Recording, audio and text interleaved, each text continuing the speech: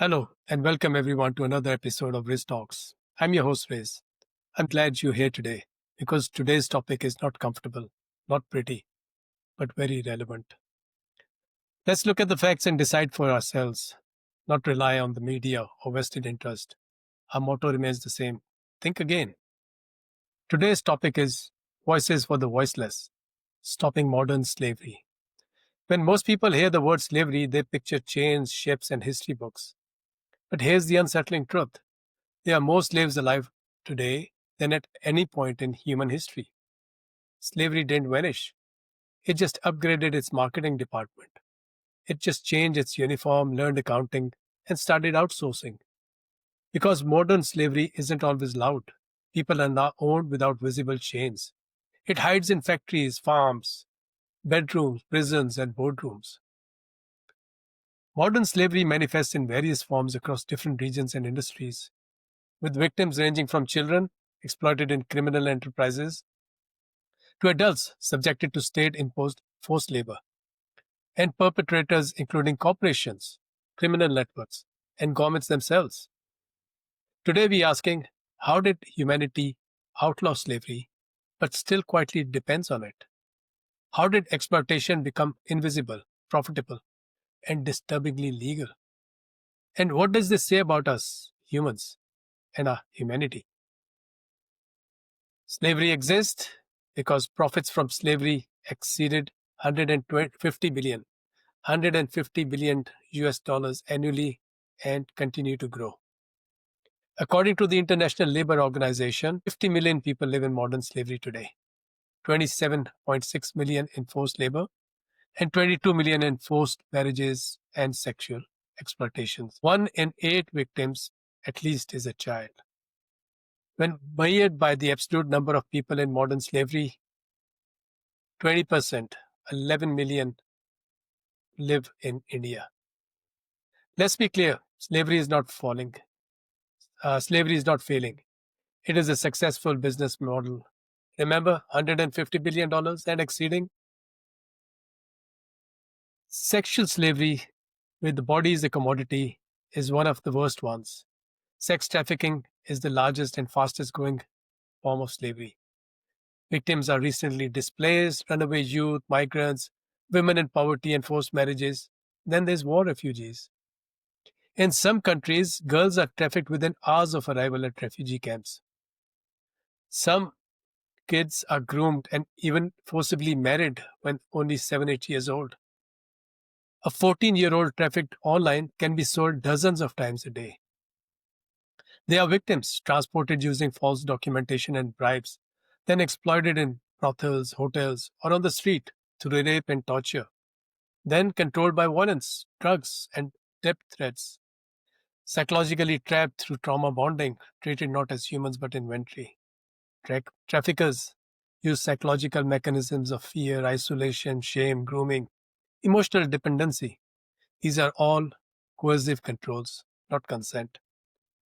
How can we live in a world where you can track your pizza in real time, but millions of humans vanish without a trace?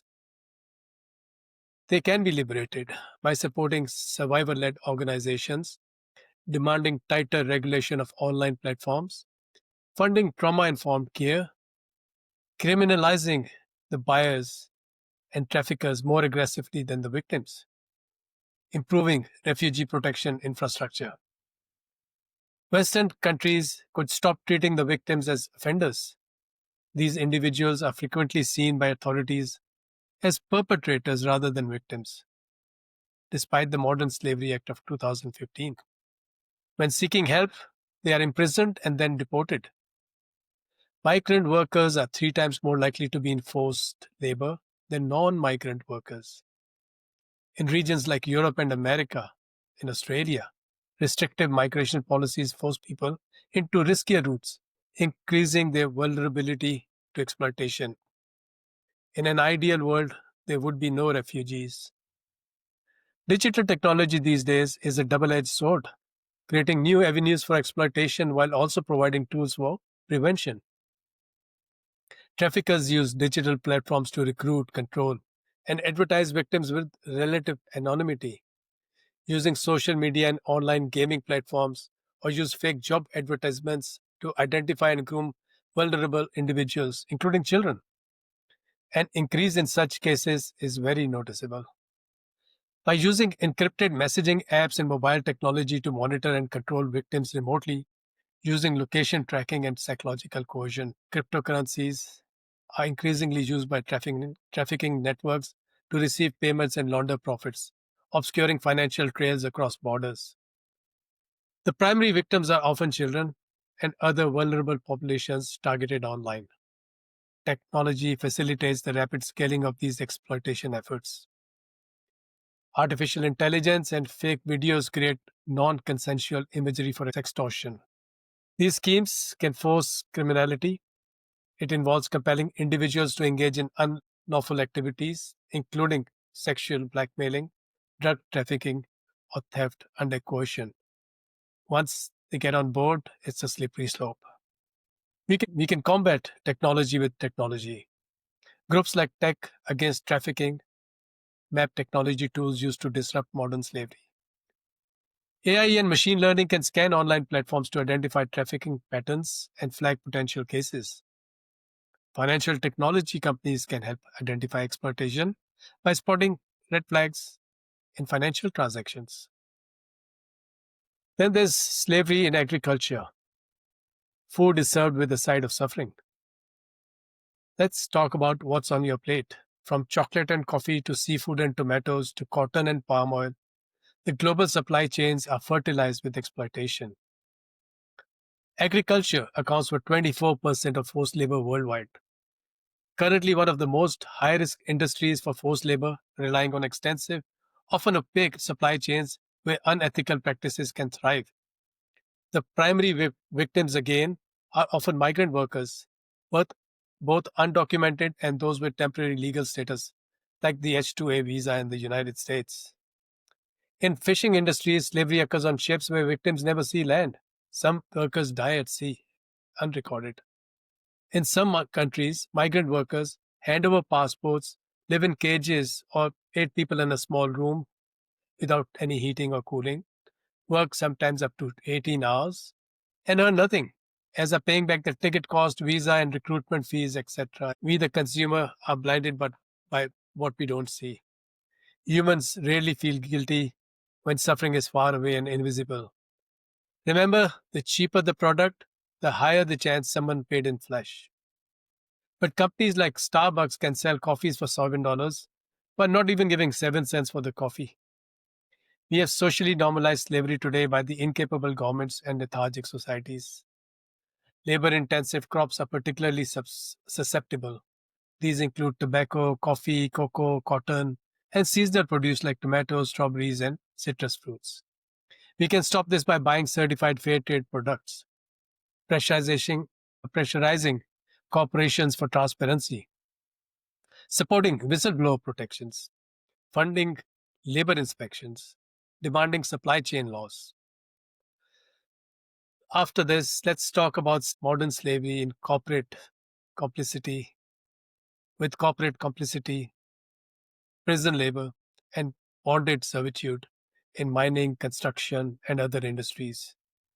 So, many corporations outsource manufacturing to deny responsibility and claim ignorance by blaming subcontractors. This is called plausible deniability laundering. They are saying we don't exploit workers, we just buy things from those who do. Very convenient. Nefsen Resources, a Canadian mining company, faced a lawsuit alleging complicity in the use of forced labor at its Bisha mine in Eritrea.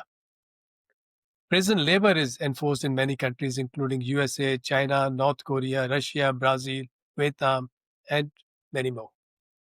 Inmates perform forced labor and earn cents per hour, and if they refuse work, guess what? Punishment.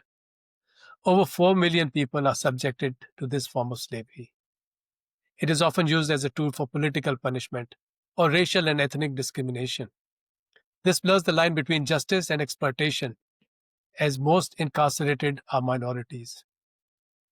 Crime becomes a conveyor belt into free labor, a society funded workforce that is legally sanctioned coercion. Forced labor for economic development is common in countries like Turkmenistan. The government forces public sector workers, even doctors and teachers, as well as students, to pick cotton during the harvest for little or no pay under threat of punishment. Similarly, in Eritrea, the government runs a system of indefinite national conscription, forcing citizens into non military work such as construction, mining for decades. This is a primary reason why 15% of the population has fled the country. We can end this by universal prison reforms and labor protections as part of human rights. Let's talk about bonded labor. It is common in developing nations where once families inherit debt, that's it. Their children are born into servitude. Escape is nearly impossible, as the interest is eternally compounding. Some societies have been known for taking a pound of flesh in lieu of unpaid interest on loans. But Islam prohibits interest, and that is the basis of Islamic banking. Maybe all banks one day can be in partnership. We can stop small children working with their hands digging for cobalt and making bricks without any protection by holding supply chains criminally responsible. Trillion-dollar companies like Apple are being sued. There should be transparency requirements and debt bondage criminalization. We are all responsible to some extent. Let us collectively insist on a reparations and restitution system. To summarize, modern slavery exists because humans devalue other humans, profit outranks ethics, invisibility protects cruelty, consumers are shielded, corporations avoid accountability. But here's the truth: slavery isn't ancient, it is modern economics without morality. Children forced to mine cobalt for electronics is not only criminal but inhuman. Now we see more of it in sourcing of raw materials like aluminium, copper, lithium, and nickel. A common scheme is debt bondage, where workers are charged exorbitant fees for recruitment, travel, or housing, trapping them in a cycle of debt from which they cannot escape. This commonly happens in third world poor countries. We can end modern slavery, though, through economic justice, political courage, ethical consumption, aggressive prosecution, survivor investment, education, transparency technologies. Because if slavery still feeds your economy, how free are you really? The far right anti immigration policies to get votes in the West are compounding the problem. Reform immigration and guest worker programs to protect migrants from deportation when reporting abuse. We must enforce a zero tolerance policy for all forms of slavery. Consumers, investors, and executives must prioritize human rights over marginal cost savings. Thank you for joining today's episode of Risk Talks. Are we living in a way that will leave this world more free or simply more profitable? Now is the time to act. Share the message. Demand accountability. Act with your wallet. Think again. This is Risk Talks. Be curious, be kind, and come back for more.